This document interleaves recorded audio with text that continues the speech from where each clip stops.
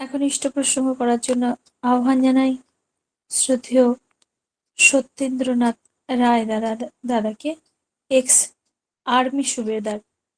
জয় গুরু। তুমি যে বিরাট, তুমি যে বিশাল, ওগো অপরূপ, বিশ্বে অভূপ, তোমা প্রকাশিতে ব্যর্থ হে প্রয়াস, অপরাধ প্রভু ক্ষম, প্রণাম রহিল তবে রাতুল চরণী, হে যুগ পুরুষোত্তম, পরম প্রেমময় শ্রী শ্রী ঠাকুরের শ্রীচরণে প্রণাম। বন্দে লোকতিলকং সতত্ববার্তা বিভূষণম, অমর কীর্তুৎসারণং প্রবুদ্ধং লোক জীবনং, প্রণয় প্রমর্ত জাগতিপনং বন্দে জীবন জীবনং সৎপুরুষম।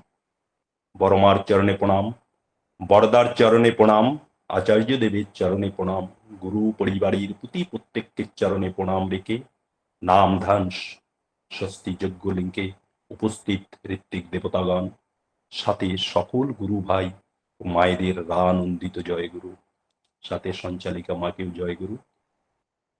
আপনারা সবাই ভালো থাকবেন।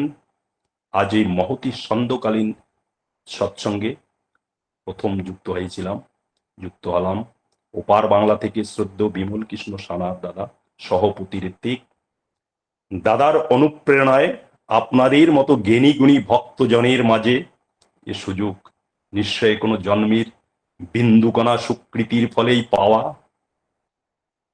আমার সম্বন্ধে আজকে আমি আমার অনুভূতি ঠাকুরকে ধরেছি, ঠাকুর তো ধরার জিনিস না, ঠাকুরের কথাগুলি মেনেছি। আমি একজন আর্মি রিটায়ার্ড পার্সন, আমার বাড়ি কুচবিহার। তো সেই অনুভূতিগুলি আপনাদের সামনে আমি শেয়ার করব। কি ঠাকুরের কথাগুলি মেনে ঠাকুর আমাদের জন্য কি নিয়ে আসছেন, সেই কথাগুলি মেনে আমি কি পেয়েছি। আমি কোনো বক্তা নই, আপনাদের মতো ভাগ্যবান দাদা ও মায়েদের কাছে কিছু শোনা, কিছু অনুভূতি, তাই আপনাদের মাঝে সেগুলি শেয়ার করব। চলার পথে যখনই কোনো জায়গায় হোস্টা খাই, যখনই পায়ে কিছু লেগে যায়, তখন আমরা কারোই নাম নেই না, শুধু বলি যে গুরু সহায় ছিল, গুরু সহায় ছিল বলে আর তুই বেঁচে গেছিস, বা ওই জিনিসটা তোর হয় নাই। এই যে কথাটা, যে গুরু সহায় ছিল, আর কারো নাম নিলাম না, মায়ের নাম নিলাম না, বাবার নাম নিলাম না, দাদার নাম নিলাম না, কোনো দেবতারই নাম নিলাম না, শুধু গুরুর নামটা আসলো। কেন? চলার পথে যে আমাদের কোনো জায়গায় সত্যিই যে গুরুর দরকার আছে, হয়তো সেই জন্যই এই কথাটা মুখে প্রথম আসে, যে যার কাছে কিছু শেখা সেই আমার গুরু। মাতৃ জঠর থেকে যখন নিচে এসেছি, ওই যে গুরু পেয়েছি, মা আমার, বাবা আমার, তারপর যার কাছে যাই শিখেছি সেই আমার গুরু। শ্রী শ্রী ঠাকুর আমাদের জন্য কি নিয়ে আসলেন, কি ঠাকুরের দীক্ষা নিয়েছি, শ্রী শ্রী ঠাকুরের দীক্ষা নিয়ে কি পেলাম, এটা এই প্রশ্নটা প্রত্যেকের সৎসঙ্গী মা বাবা দাদা সবাইরই মনে আসে, যে আমরা পেলাম কি পাওয়া।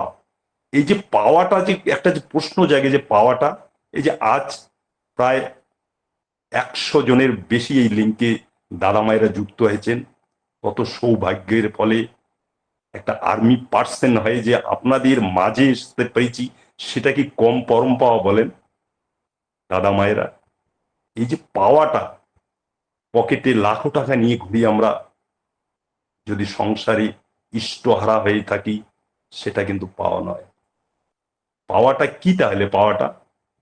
পাওয়াটা আমি মানসিক তরপর পরিবার কিনে, স্ত্রী পুত্র সন্তান সবাইকে নিয়ে যে আমার ভালো থাকা, সেটাই আমার পাওয়া, সেটাই আমার চলা। আমাকে দেখে দুজন লোক যদি বলে যে সৎসঙ্গী হওয়াটা তো অত সোজা নয়, বলে শ্রী শ্রী ঠাকুরের অনুকূল চন্দ্রের দীক্ষিত, ঠাকুরের পাদবদ্ধে বসে আছি, ঠাকুরকে নিয়ে চলা, যে ঠাকুরের কথা বলা যদি বলতে পারি সেই দাদা মায়ের কাছে, সেটাই হচ্ছে আমার ভালো থাকা। কারণ পকেটে লাখো টাকা নিয়ে ঘুরলে সৎ কাজে একটি টাকা ব্যয় করা কিন্তু বড় কঠিন। ঠাকুর তাই ছোট্ট ছোট্ট বাণীগুলি দিয়ে বুঝিয়ে দিয়ে গেছেন, ঠাকুর নতুন কিছুই বলেনি। শ্রী শ্রী পরম প্রেমময় অনুকূল চন্দ্র কিচ্ছু বলেনি নতুন। আমাদের 18 পুরাণের যে কঠিন কথাগুলি, যে সংস্কৃতের বাণীগুলি 18 পুরাণের মাঝে গ্রন্থিত আছে, সেগুলিকে ঠাকুর সহজ ভাষায় আমাদের কাছে নিয়ে আসলেন। ঠাকুরের ছোট্ট ছোট্ট কথাগুলি বাণীর মাঝে, ঠাকুরের গ্রন্থগুলোতে ঠাকুর বললেন বাঁচা বাড়া, ধর্ম, এই যে ছোট ছোট কথাগুলি, টাকা, এই নিয়ে এত ছোট্ট ছোট্ট বাণীগুলি ঠাকুর দিয়ে গেলেন। ঠাকুর ধর্ম, এই যে ধর্ম, ধর্ম আমরা কাকে বলবো?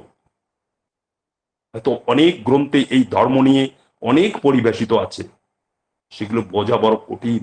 তাই ঠাকুর আমাদের সামনে এই ধর্মটা ছোট্ট একটা কথা বলেন, ধর্ম বলে তাই নিজে বাঁচা বাড়ায় অন্য যোগান পায়।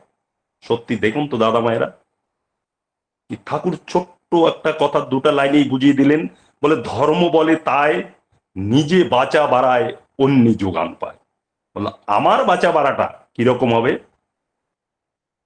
সেটাই প্রকৃতির জীব জগৎ যত কিছু আছে, যা নিয়ে আমার সংসার, স্ত্রী পুত্র পরিবার মা বাবা সকলকে নিয়ে যে আমার যে চলা, সবাই যদি ধর্ম সেটাই, যদি আমার বাঁচা বাড়ায়, যদি অন্যে যোগান পায়। এখন আমার বাঁচা বাড়াটা কি?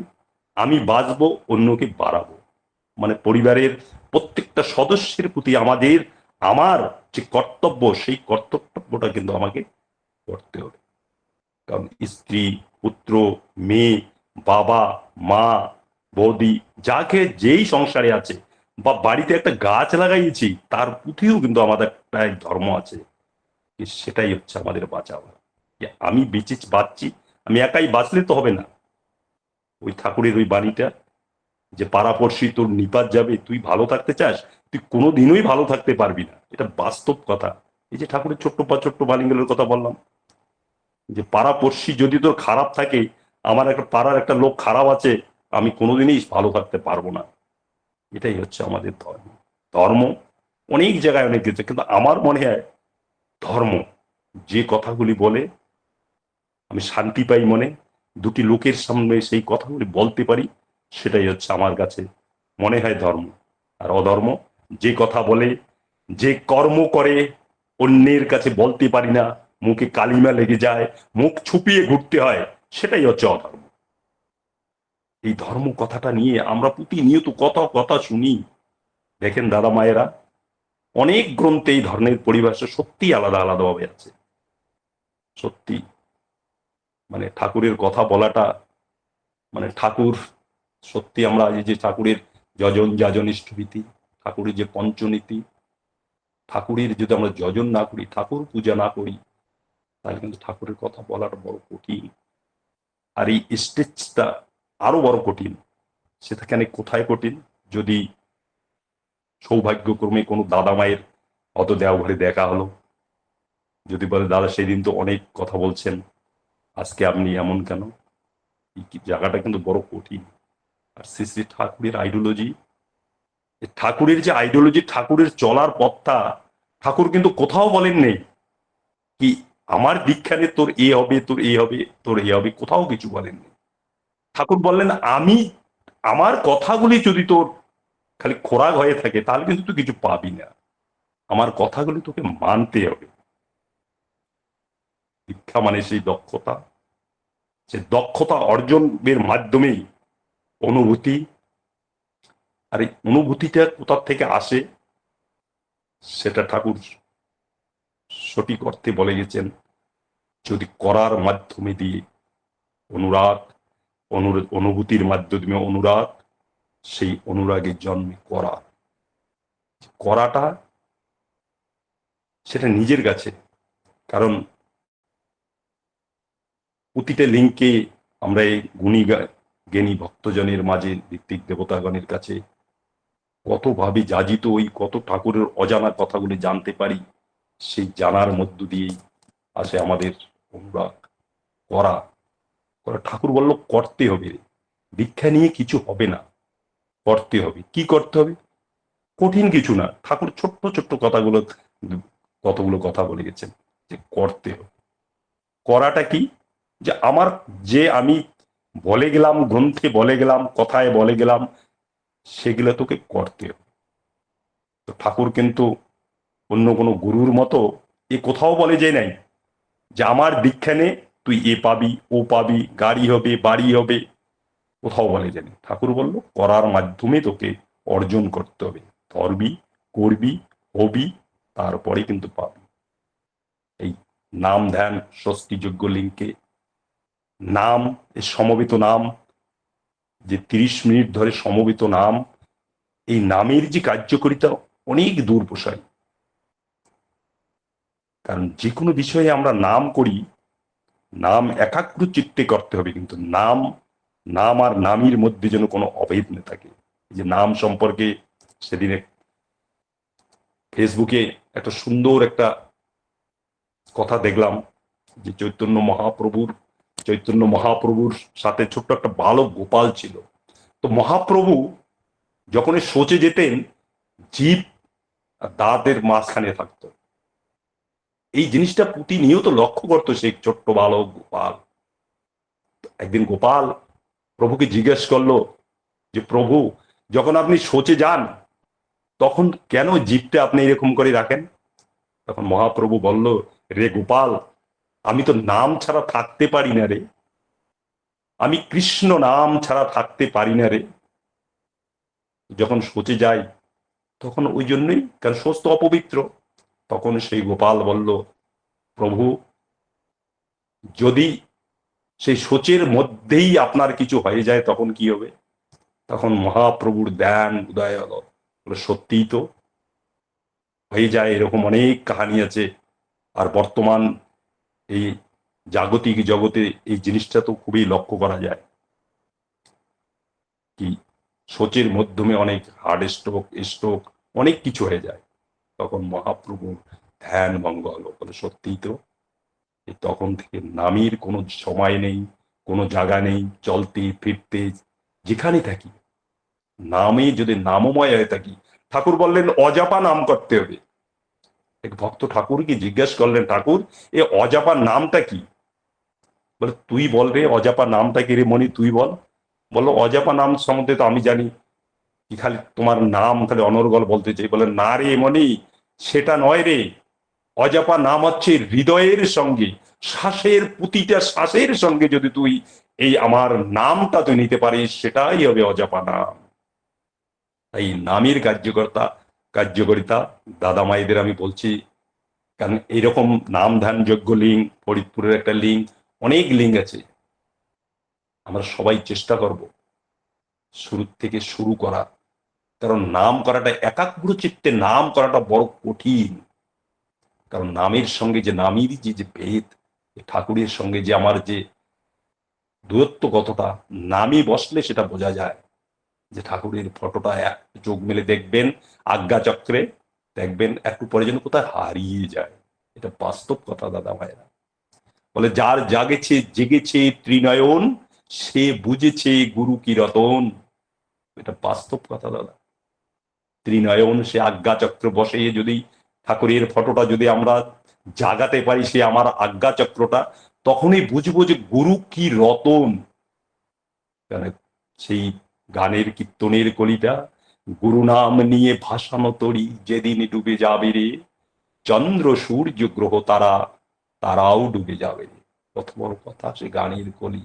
সত্যি গুরু নাম নিয়ে যদি আমরা তরি ভাসিয়ে দেই, যদি ডুবে যায়, তো এই চন্দ্র সূর্য মাঝে যে আমরা আছি, এই পৃথিবীর মাঝে, সবাই তারা ডুবে যাবে। এখন ঠাকুরের কথা জানি না কি বললাম। এখন আমার কথা আমি অল্প একটু যদি না বলি, ঠাকুর বলবে যে আমার পাদপদ্মে বসে তুই কে পেলি, তোকে কি দিলাম, তুই তো বললি না রে। আমি দাদা মাইদের কাছে বলবো, শুনবেন যে আমার জীবনটা, মানে আমি বর্তমানে খুব ভালো আছি, খুব ভালো আছি। দুটো মেয়ে, স্ত্রী, সস্তেনি হোল্ডার আমরা। তো খুব ভালো আছি দাদা মারা, এত ভালো আছি, ঠাকুরের পাদপদ্মে বসে বলছি, যেটা করছি সেটাই বলছি, যেমন ঠাকুর রাখছে সেটাই বলছি। আমি 26 বছর চাকরি করে, 26 বছর সার্ভিস করে 2017-তে রিটায়ারমেন্ট নিয়েছি। 2019-এ সস্তানিক 2019-এ 29শে সেপ্টেম্বর আমার শিলিগুড়িতে যে শিবজ মন্দিরে, সেখানে বর্তমান আচার্যদেব দ্বারা সস্তানি ব্রত নিয়েছিলাম। তো আমার জীবনটা, এই সার্বিক জীবনটা বড় কঠিনময় ছিল।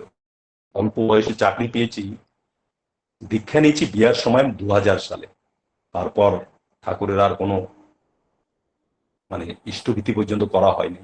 মাঝখানে সবকিছু ভুলে গেছি সেই কর্মময় জীবনের ব্যস্ততায়। তারপর 2015-15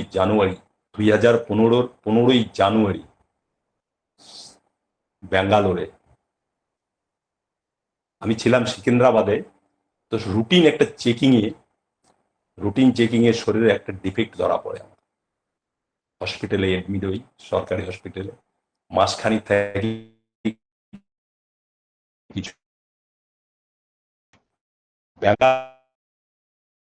আমার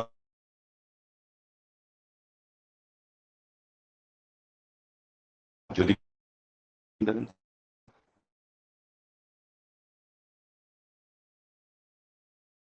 বড় কিছু পেল না, শেষে আমার শরীরটা ছিন্ন ভিন্ন করে দিল। টেস্ট করতে করতে বোন মেরুচ্ছে শুরু করে, সবকিছু ছিন্ন ভিন্ন করে দিল। লাস্টে একদিন টেস্ট করে সকালে বসে আছি বেডের মধ্যে, এক ডাক্তার আসলো। সে আমি এখনো ভাবি, ডক্টর পিপলানি, উইং কমান্ডার ডক্টর পিপলানি আমাকে ডাইরেক্ট এসে বললো, কারণ ফৌজি তো কোনো রাগ ঢাকরা রাখে না, বলে তোমার ব্লাড ক্যান্সার হচ্ছে। বুঝতে পারলেন? এখনো যখন বলি তখন শরীরের রোমগুলো দাঁড়িয়ে পড়ে। 2015-15 জানুয়ারি ডিটেক্ট হয়, সেদিন থেকে ঔষধ খাচ্ছি। তারপর ওখানে 3-4 মাস থাকার পর আসলাম বাড়িতে। আমার বড় দাদা বড় বৌদিও সস্তেনি, দাদা আমাকে নিয়ে গেল দেওঘরে। আচার্যদেব যখন বাবাই দাদাকে নিবেদন করলাম, বলে দাদা এরকম এরকম। দাদা সব শুনলো, শোনার পর বললো, তুমি যে জায়গায় আছো, যে জায়গায় তোমার ডিটেক্ট হয়েছে, যে জায়গায় আছো ওই জায়গায় ট্রিটমেন্ট করো, ওখানকার ইয়েতে ট্রিটমেন্ট করো। সত্যি এরা দূরদৃষ্টি, দূরসম্পন্ন। তখন থেকে সেখানকার চেক আপ, সেখানকার ওষুধ খেয়ে চলে আসছি।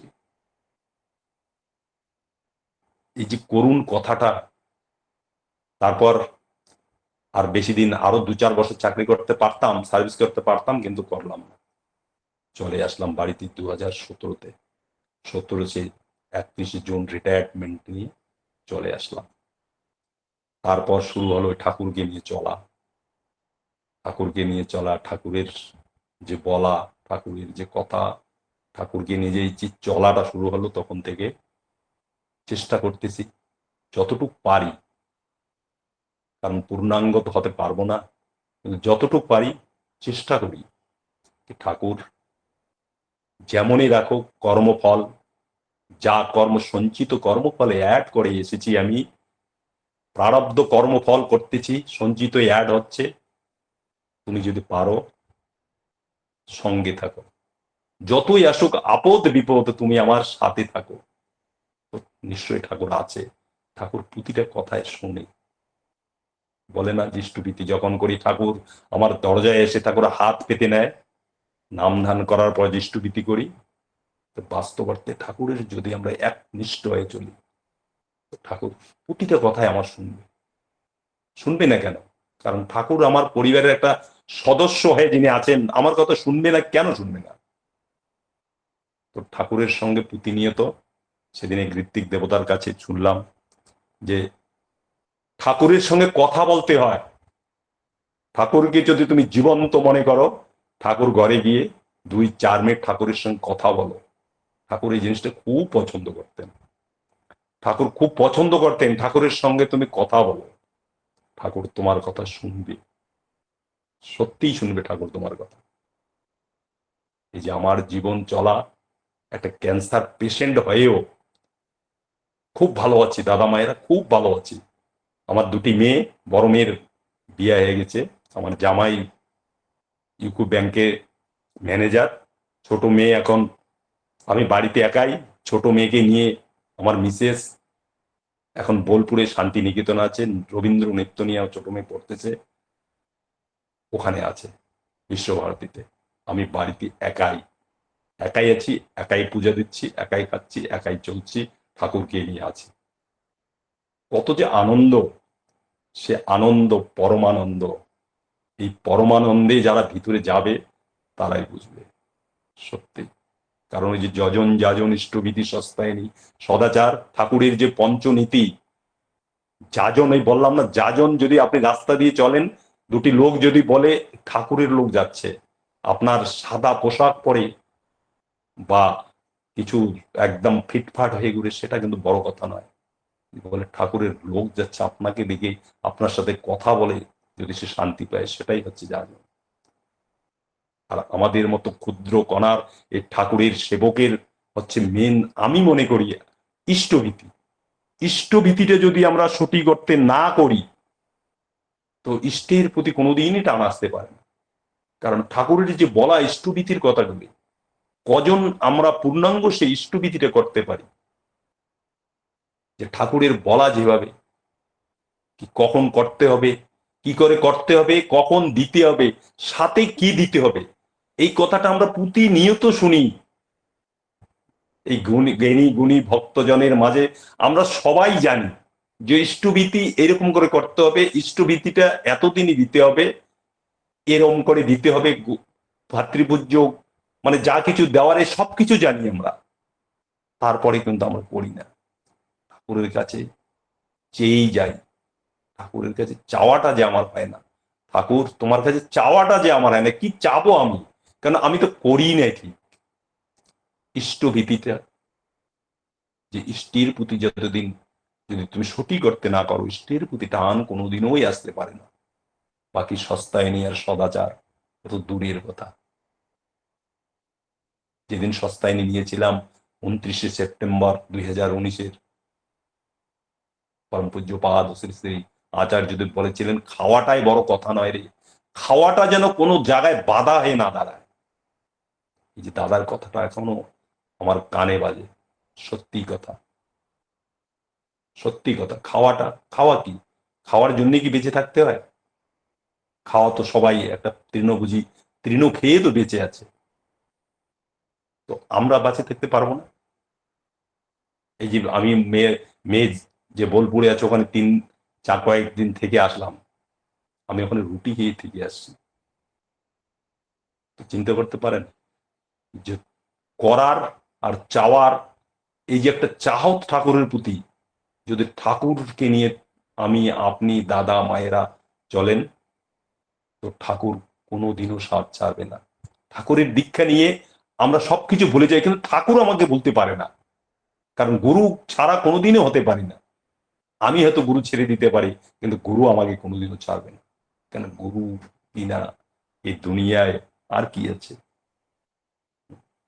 যে সদাচারের কথা ঠাকুর এত সুন্দর একটা জিনিস, আর একটা জিনিস সব থেকে ভালো, এখানে এই প্ল্যাটফর্মে এসে অনুশাসন, অনুশাসন তোমার সৎসঙ্গের, ঠাকুরের প্রতিটা বাণী যেমন বিজ্ঞানে মিশ্রিত, তেরকম অনুশাসন, সেরকম অনুশাসন ঠাকুরের প্রতিটা বাণীতে, যেমন বিজ্ঞান নিয়ে আছে ঠাকুর কথাগুলো, সেই রকম অনুশাসন। তো আমরা যদি অনুশাসিত না হই, তো সৎসঙ্গে আমাদের যাওয়া আসা আর এই অনলাইনে যুক্ত হয়, আর কিছু পাবো না। অনুশাসন, ঠাকুর বলল, মাছ মাংস খাস না, আর পেঁয়াজ রসুন মাদক চা, ঠাকুরের ছোট্ট ছোট্ট বাণী গিল। ঠাকুর বলল, মানুষ আপন টাকা পর, মানুষ আপন, আবার টাকা পর গিয়ে, টাকা ছাড়া কি চলে? টাকা ছাড়া তো চলবে না।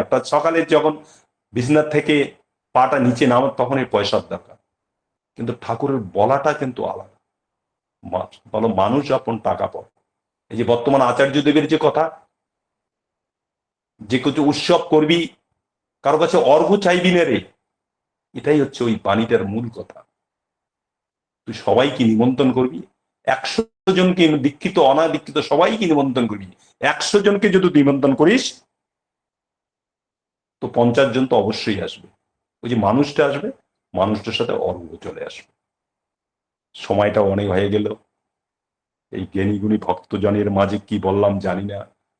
ঠাকুরের পাদপদ্মে বসেই আছি। যদি কিছু গলত বলে থাকি, খারাপ কিছু বলে থাকি, তো এই ম্যান মেকিং সেন্টারে শিখতে আসছি আমরা সবাই, ধরিয়ে দিবেন, ফিরিয়ে দিবেন, চলার পথটা আরো সুগম হবে। কারণ ধরিয়ে দিলে আমি ছোট হব না, আপনিও ছোট হবেন না। কারণ আমার চলার পথটা সুগম হবে। কারো প্রতি রাগ বিদ্বেষ রাখাটা, সেটাই বড় খারাপ জিনিস। সময় হয়ে গেছে, 9টা পর্যন্ত বলতে বলছেন মা। তো অনেক কষ্টে এতগুলো কথা বললাম। ভাবছিলাম যখন শুরু করলাম, মা বললো 9টা পর্যন্ত বলবেন, তো ভাবছিলাম এতটা রাস্তা কি করে পাড়ি দিব। তো দয়াল যে যাই বলছি ঠাকুরের কথাই বলছি, অল্প কিছু আমার কথা বলছি, সেটাও আমার অনুভূতি, সেটাও ঠাকুরের কথা। 9টা বেজে গেছে। ভালো থাকবেন প্রত্যেককে।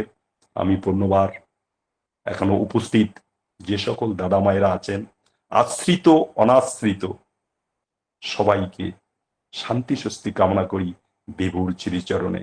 আপনারা সবাই ভালো থাকবেন।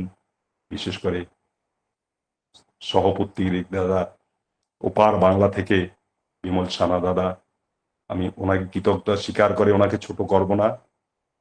কারণ যে সুযোগ করে দিচ্ছেন এই প্ল্যাটফর্মে, ভাবা যায় 100 জন বেশি পরিবারে ঠাকুরের কথা যে বলতে পারছি দুটি কথা, সেটাই পরম পাওয়া।